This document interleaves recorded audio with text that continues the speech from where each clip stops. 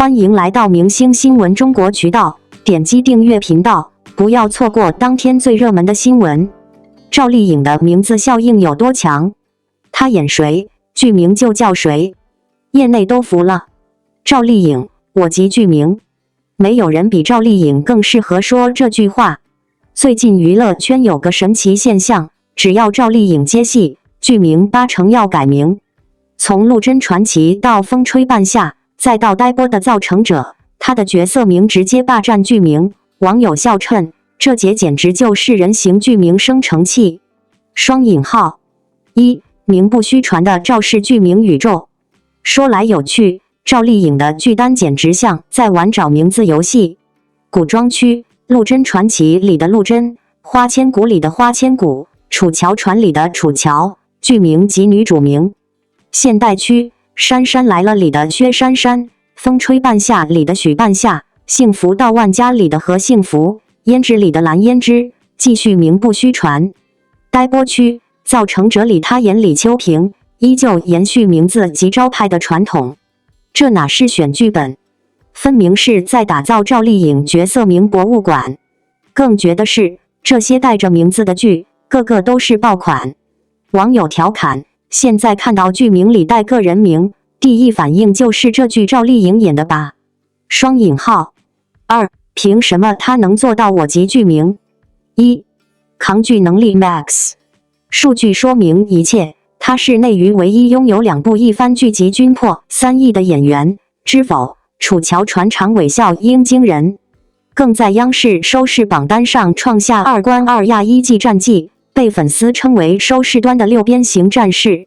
二，选剧眼光毒辣，从呆萌薛杉杉到黑化沈玉，从农家女何幸福到商界女强人许半夏，她的戏路就像开了全域扫描，仙侠、宅斗、农村、商战全拿下，绝不重复自己。网友笑称，别的演员在舒适区躺平，她在全地图开荒。双引号三，沉浸式演戏出神入化，唯演幸福到万家提前下乡干农活，拍在人间9分钟无台词，纯靠微表情封神。最绝的是拍花千骨时，他手写长文建议调整人设，直接把角色演成了教科书级成长型女主。这哪是演戏，分明是魂穿式表演。三，名字背后的行业变革。赵丽颖的名不虚传现象，其实暗含了行业变革。女性叙事升级，从镶边女主到绝对核心，她让每个名字都成为独立女性的代名词。许半夏的野心，何幸福的韧劲，明兰的清醒，都是新时代女性的镜像。流量逻辑颠覆，当别人还在争热搜位时，她直接用作品名和角色名打造个人 IP， 证明硬实力才是顶级流量。就连官媒都多次认证她的剧是现实主义标杆，5部作品入选5个1工程奖，这待遇堪称主流的宠儿。四，下一个名字会更精彩。2026年央视开年大戏《造成者》中，赵丽颖化身改革开放初期的镇长李秋萍，短发工装造型再度突破。该剧未播先火，被央视亲自预热为收视保障，看来又要延续剧名及人名的传奇了。赵丽颖的名字效应有多强？这一次，全网再次被震撼了。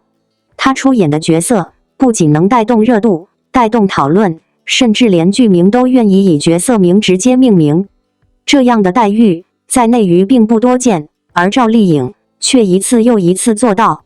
有人调侃，她演谁，剧名就叫谁。但越是玩笑，越显真相，这背后是演员影响力、角色可信度与作品号召力的综合体现，更是业内对她实力的一种无声认可。换句话说，赵丽颖不是被剧名成就，而是她成就了剧名。从花千骨到楚乔传，从知否中的明兰到幸福，到万家中的何幸福，每一个角色几乎都拥有足够的辨识度和记忆度，让观众一看到名字就能立刻联想到赵丽颖的形象。这种角色吸引力已经不是简单的出圈，而是深植人心，甚至决定了作品的整体气质。剧名与人物同名，只是行业对她角色号召力的最直接肯定。业内为什么愿意把女主演的名字作为剧名？最重要的原因是她撑得起。赵丽颖的角色形象向来具备强烈的个体性，她出演的每一个人物都不是剧中人，而是活人。他们有血有肉，有成长，有缺点，有情绪，有命运。观众愿意追的不只是故事，而是角色本身。甚至很多观众在追剧时会说，我要看赵丽颖演的某某，而不是我要看某一部剧。这本身就足以说明她在角色塑造上的能量有多强大。而这种名字效应更离不开赵丽颖这些年从角色到自身所累积的信任度。她不是那种靠流量红的演员，也不是那种靠包装炒作站稳脚跟的明星。她的出圈方式永远是最老派、最踏实的，作品说话，角色说话，演技说话。她每一次亮相都能让人看到新的面貌，新的突破。她从不重复自己，也从不依赖套路，而是用作品不断刷新大众对她的认知。正因为如此，业内才敢让剧名与角色强绑定。因为只要名字挂出来，观众就愿意点开。只要她在，角色就能立住。只要角色立住，一部剧的质感就有保障。这种力量是许多演员梦寐以求却无法真正拥有的。更难得的是，赵丽颖把每一个以角色命名的剧都演活了，演出了价值、厚度与存在感。比如何幸福，不仅成为一个角色，更成为一种精神符号，代表努力、勇敢、不怕命运压迫、敢为弱者发声的普通女性力量。赵丽颖赋予角色灵魂，而角色反过来也让她的演员形象更具力量。这种彼此成就，才是名字效应的真正意义。有人说，赵丽颖的名字之所以能成为剧名的一部分，是因为她自身已经成为一种品牌。这个品牌代表专业、努力、品质、稳扎稳打和不可替代性。而这背后，是十几年来一部部作品积累出的底气，是无数次拍摄中冒着雨、扛着风、睡在地上、忍着伤痛的真实付出。他用最笨最慢的方式走到了如今最稳的位置，也难怪业内会说，剧名敢用他的角色名，是因为他的角色从不让人失望。双引号。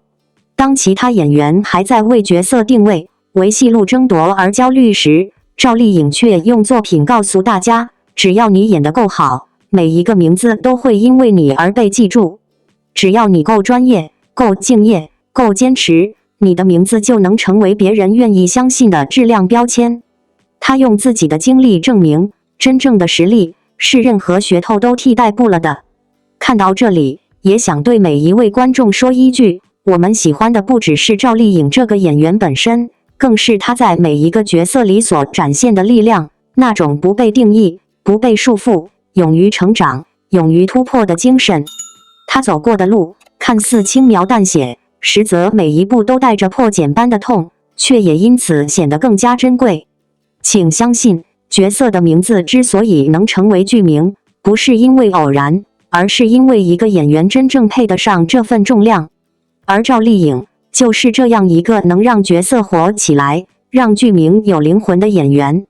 最后也想对每一位努力生活的人说，一个名字是否能被人记住，从来不是靠标签，而是靠你在生活中不断沉淀的力量。就像赵丽颖一样，你的名字也会因为你的坚持、你的努力、你的不放弃，变得越来越有价值。愿你我都能成为那个只要提起名字就能让人想到光的人。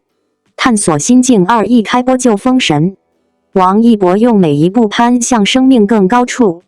11月28日，由演员、歌手王一博发起的户外探索纪实节目《探索心境》第2季正式在腾讯视频独家播出，每周5、周6 11点更新。本节目由腾讯视频和华纳兄弟探索集团联合出品， Discovery 探索频道国际团队倾力制作。不同于第1季重在体验无数极限项目的第一次所带来的生命悸动，在本次全新1季的探索心境节目中，王一博主动选择对户外攀岩这一垂直领域进行深入探索，与伙伴们通力合作，共同开启了一场跨越上千公里、历时6周的北美攀岩公路之旅，尝试了运动攀登、传统攀登、器械攀登、深水抱石、大岩壁等众多的攀岩类型，将源于第一次的好奇心的驱动，彻底转变为每一步都向上的生命力的自我迭代与迸发。正是因为捕捉到了王一博以及探索家们直面生存恐惧，同时也迸发生命张力的无数个真实而动人的瞬间，探索心境第1季节目在腾讯视频站内获得了 9.8 的高分评价，并且于今年上半年在第46届 TELLY Awards 泰利奖上荣获纪录片类别金奖，该奖项也被称为纪录片界的奥斯卡。全新1季的探索心境2此前已发布正式预告，发布完成后8小时内播放量即宣告破亿，节目也成为了2025年度腾讯视频预约量最高的纪录片，目前节目总预约量已经突破100万。播出当天仅30分钟，节目站内热度直急冲向19953，位列腾讯视频热搜总榜 Top 1，腾讯视频飙升总榜 Top 1，腾讯视频纪录片热播榜 Top 1，腾讯视频纪录片热搜榜 Top 1，再创腾讯视频纪录片首播新高。探索技术心境，持续投入与系统训练。从目前释放的内容来看，面对裂缝攀岩的地形，王一博动作的流畅与专业，这种表现背后是他为攀岩运动的持续付出。第1季结束后，王一博与团队开会讨论第2季方向，因为喜欢登山向上的感觉，最终他选择攀岩作为深入探索的垂直项目。为此，他安排了系统性训练，与教练在野外持续练习，学习安全知识与绳索技术，主动学习了不同技术之间的差异，例如运动攀爬与传统攀爬在器械使用与保护方式上的区别。同时，他也针对北美传统攀岩的特点提前进行了专项准备。从初期对疼痛的不适应，到逐渐在攀岩中找到节奏，学会享受疼痛，王一博技术上的进步、经验上的完善，以及自我精神上的成长，持续体现在镜头捕捉到的每一次实际操作的画面里。在100米峡谷上进行悬空的扁带行走，在伐木运动中领悟力量与技巧的完美平衡，在尾波冲浪里体会踏浪飞驰的自由真谛，极限运动之美，户外项目之危险迷人，在一次又一次实际的体验和技术的精进中，一步步展现给探索者本人，也在探索者的带领下展现给所有观众。探索心境第2季将再度联手 Discovery 探索频道国际团队，延续上1季的国际顶尖制作品质。除此之外，本季节目更邀请了奥斯卡最佳纪录片导演、世界级探险家、极限摄影师金国威 Jimmy Chin， 以及 AMDA 认证攀岩向导、登山运动员、登山摄影师史瑞德 James Ryder Stroud 作为攀岩搭档加入探索阵容。探索体验心境，悬崖边缘也可以勇敢迈步。攀岩对王一博而言，不仅是体能和意志力的自我淬炼，更是一种精神体验上的极限投入。他表示，在攀岩过程中能够完全专注，这种在户外只专注于自身与伙伴一起的那条唯一向上攀登的路，而不去想其他事情的体验，在日常生活中非常难得。他享受这种全身心投入的状态，即使过程辛苦，也不愿轻易停下，因为凡事迈出第一步之后，就会简单很多。双引号，就像节目中面对100米高空走扁带的时候，现在的王一博已经可以率先说出那句“我先来”，不光因为他是节目的主角，更是因为他在户外的探索中深刻领会到，所谓极限，就是面对你以为的悬崖边缘，依旧选择勇敢往前迈一步。当然，这种勇敢的前提是对自我能力有着清晰认知，也对自然力量有着客观敬畏。同时，他也强调了攀岩中与伙伴配合的重要性，这种独特的体验也是攀岩能持续吸引人投入的原因之一。探索自我心境，在行动中回归本真，验证生命意义。从第1季的多元尝试到第2季的专注攀岩，王一博展现出对热爱知识持续投入的态度。他坦言，有时会主动选择给自己找苦吃，比如攀岩运动中的开线工作，听起来简单，其实很复杂，是个会有落石、磨绳风险的累活。大家看到攀岩裂缝那么干净，但都是人去刷里面的泥，所以开线是很辛苦的。可是当你经历重重困难，跨越过这些辛苦，获得的那份快乐也显得格外真实。这也是户外运动的最大魅力之一。本季节目中，除了攀岩，也会呈现如海钓、冲浪、山地自行车等其他丰富的户外运动画面。王一博将这些行动通通视为一种攀岩之余的放松与调整，也是他对户外、对自然无尽探索欲望和源源不断的好奇心的最直观展现。在户外极限环境探索的每一种方式和为了完成探索往前走的每一步，都是跟随本心，努力打破陈规，追寻自我边界和生命意义的重要一步。热爱是驱动王一博选择户外，也持续探索户外的本源。相信这份纯粹的热爱，以及他为了奔赴这场热爱而付诸的每一次实际行动，都可以通过本季节目链接到更多观众，鼓励更多年轻人都能勇敢迈出自己的第一步和每一步，步履不停，探索心境，视境自由，更视境生命。探索心境2一开播就封神。王一博用每一步攀向生命更高处，这句评价并不是夸张的情绪表达，而是许多观众在看到节目第1分钟时的真实心声。第2季的回归，不仅让这一现实题材纪录片再次成为焦点，也让大众再一次见证到王一博在探索2字背后呈现出的生命态度。他不是在演，而是在真实的走，真实的攀，真实的体会。他的每一步都仿佛在向观众展示，只要你愿意向前，每个方向都可能成为通往更高处的路径。在节目中，王一博面对的环境往往极端且充满挑战，无论是高海拔攀岩，还是在无人区的连续跋涉，他几乎从不说我不行或太难了。他常常重复的一句话是走一步算一步，但这句话从他口中说出，并不是消极的妥协，而是一种极其坚定的态度。先迈出第一步，再把下一步走稳，把每一步走好，最终累积成跨越式的成长。从某种意义上说，他不是在征服那些艰险，而是在征服自己，战胜身体的极限，也战胜心理的边界。而这一季最让观众印象深刻的，就是他在极端环境下的那种沉稳。面对高难度岩壁，他没有夸张的情绪，没有一声抱怨，只是轻声说再试一下。这种克制、冷静、专注的力量，比任何豪言壮语都更打动人。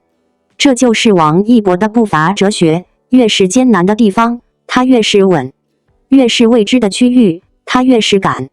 事实上，许多人都说王一博年轻，却拥有超越年龄的定力。探索心境2让这种定力得到了放大。他面对艰险时的眼神，是那种没有杂念、没有害怕，只有全情投入的专注。那种目光，让人看到了一个人真实的、极致的向上力量。在这种强大的专注力之下，他一步步走向生命的更高处，也让观众看到了一个明星背后最真实的人。很多网友感叹，原来向上不是一种结果，而是一种态度。王一博的表现就是对此最好的诠释。他没有用宏大的语言，而是用汗水、用坚持、用无声的努力告诉大家，成长不是跳跃式的，是一步步累积出来的。节目里他曾说过，你走得越高，就越能看到不一样的景色。这句话既像是对自己的提醒，也像是对所有年轻人的温柔鼓励。从职业到人生，他似乎都有一种天然的韧劲。我们看到的不是一个为了镜头而拼命的人，而是一个愿意为自己的人生态度负责的人。他在艰难的环境下依然保持谦逊，不夸张，不造作，不抢戏。他只是默默做，默默学，默默完成，最终把每一项挑战做到最好。这种沉默的力量，会让无数观众在节目外的日常生活里，也生出一点点想向上的冲动。探索心境2不仅是一档纪录片，也是一场精神层面的共鸣。在荧幕之外，许多年轻人正在面对自己的难言毕。我不知道未来会怎样，我怕迈出第一步，我不知道自己能不能行。而王一博的存在，就是一种无形的回答。不要想太远，从脚下的这一步开始走。你迈出去的每一步，都在让未来变得更清晰。从某种意义上说，他用自己的方式告诉所有观众，所谓向上，不是一定要站在谁的前面，也不是要跑得比别人快，而是永远不要停下成长的脚步。当你愿意一步步往上攀，你总会看见比昨天更高处的风景。在节目的最后，那些王一博攀登过的岩壁，穿越过的旷野，抵达过的高点，都成为了他生命轨迹的刻痕。而这些高点，对他来说不是炫耀的资本，而是走向更高处的起点。从第一步到每一步，他用行动告诉我们，只要不放弃努力，你的生命就会永远保持向上的力量。对所有的观众来说，这何尝不是一种治愈？我们或许不能像他一样攀岩，穿越无人区，体验极限挑战，但我们每个人都在经历自己的探索心境。生活的困难，工作的压力，成长的烦恼，都是我们各自的岩壁。但你只要愿意迈出那一步，就已经开始攀向属于自己的高处。最后，想对屏幕前的你说，别急，也别怕。你现在走得慢没有关系，你的步子小也没有关系。重要的是，你在走，每一步都算数，每一步都在带你变得更强。愿你在自己的生命旅途中，也能像王一博一样，用坚持，用勇气，用沉默的力量，一步步攀向属于你自己的更高处。感谢您观看视频。如果您觉得本时事通讯有用，请不要忘记点赞、评论和订阅。祝您生活愉快，充满活力。再见。